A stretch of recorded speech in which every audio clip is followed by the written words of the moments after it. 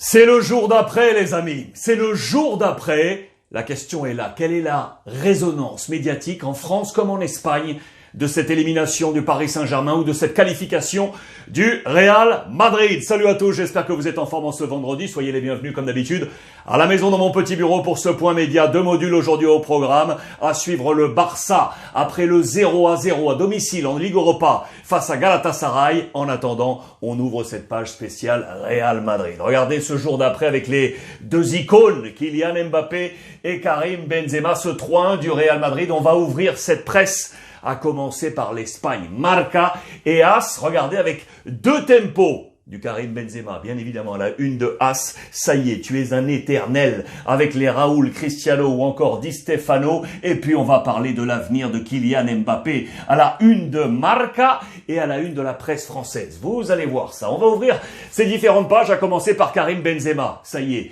il fait partie de l'histoire. Il l'était déjà, bien évidemment, 13e saison au Real Madrid, et il est en train de tout casser. Dans les chiffres, on va y revenir. Il fait désormais partie de l'histoire. On en a parlé hier. Son nom va très certainement résonner peut-être un peu plus fort que celui de Cristiano Ronaldo, qui pourtant a plus de buts que lui dans l'histoire du Real Madrid. Mais ses buts, ceux de Karim Benzema, ces nuits magiques qu'il est en train d'emmener avec celle face au Paris Saint-Germain, vont faire, l'accolade ici avec Carlo Ancelotti, vont faire que très certainement les supporters pourraient le placer au-dessus de Cristiano Ronaldo. Ces chiffres, ils sont donc là. Il en est à 30, les amis.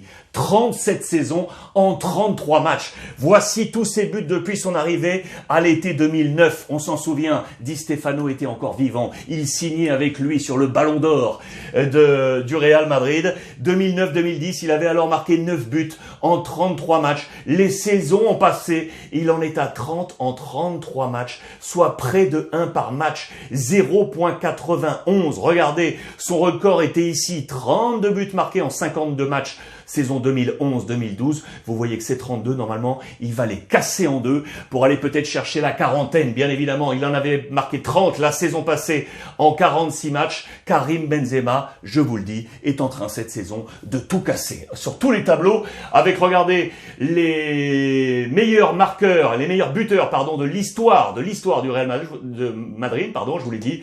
Cristiano Ronaldo avec 450 buts, Raúl 323, Karim Benzema 309, devant Di Stefano 308. Et puis les meilleurs buteurs madrilènes en Ligue des Champions, la Karim est numéro 2, Cristiano toujours devant avec 105 buts marqués, Benzema 67, un de plus que l'autre légende, Raúl, le numéro 7. Ces chiffres sont là pour Karim Benzema. À l'unisson, les joueurs madrilènes lui ont dit « Sos un crack » en espagnol.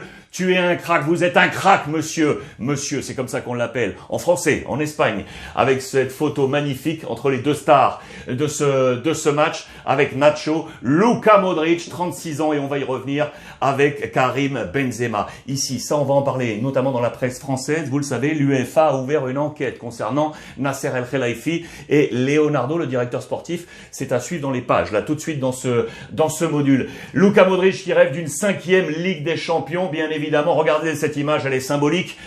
Benzema en a marqué 3. Quand on en marque 3 dans un match, on récupère et on garde à la maison le ballon du match. Il est là, ce ballon, signé par tous les joueurs du Real Madrid, et notamment, j'adore celle-ci là, ce « Je t'aime » signé Monsieur Eden Hazard, l'international belge. Je t'aime, KB9, je t'aime, j'adore ça. Hazard qui n'a pas joué dans ce match, il était là pourtant, vous le voyez ici dans cette petite photo, derrière Alaba, avec ce geste qui est devenu une photo iconique.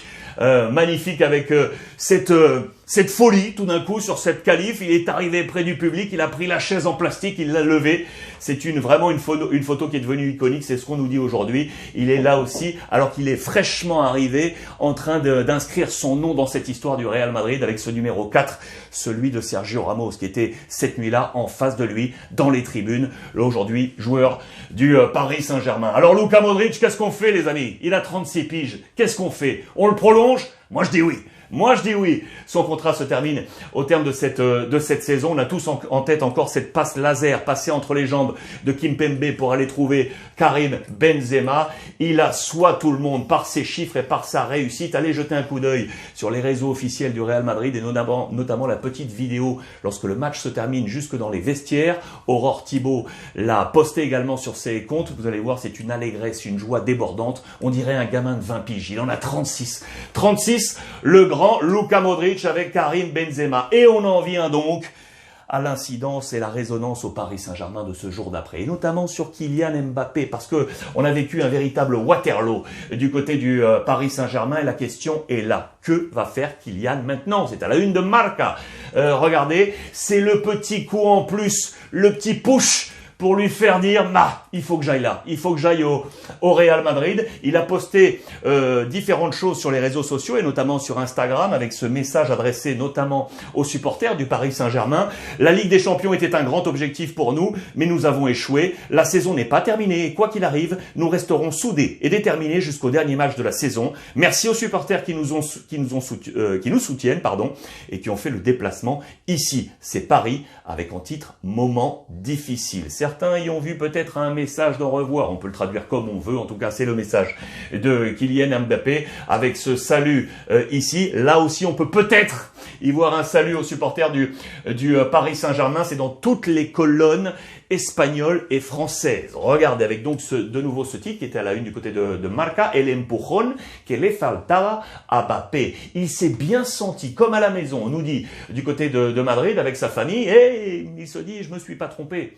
C'est ce qu'on nous dit dans les colonnes de Marca, avec la plume de José Félix Díaz, grand journaliste espagnol de Marca, qui nous dit voilà, c'est peut-être le petit coup qui me manquait. J'adore la scène. On a encore en tête quand son arrivée à l'échauffement du côté du Real Madrid et qui voit cette antre magnifique madrilène et qui peut se dire c'est peut-être ma nouvelle maison. Que va-t-il se passer? On ne sait pas encore, bien évidemment. En attendant, sur la pelouse, il a eu des échanges comme au match aller avec Karim Benzema, son coéquipier de l'équipe de France, qui serait un peu son grand frère là pour l'accompagner, pour être dans la transition quand Karim va ensuite s'effacer, pour peut-être faire de lui le grand leader de ce nouveau Real Madrid. En tout cas, c'est ce qu'on pense du côté de Marca. Vous le voyez. Regardez dans les colonnes également ce matin de l'équipe. Mbappé, bien plus qu'un contrat. Et oui, bien plus qu'un contrat. Parce que maintenant que le Paris Saint-Germain est éliminé, la pression sur l'actionnaire qatari pour éventuellement ne pas perdre la face sur tous les terrains et peut-être réussir à garder la star. On veut y croire jusqu'au bout. Il reste encore quelques semaines pour essayer de convaincre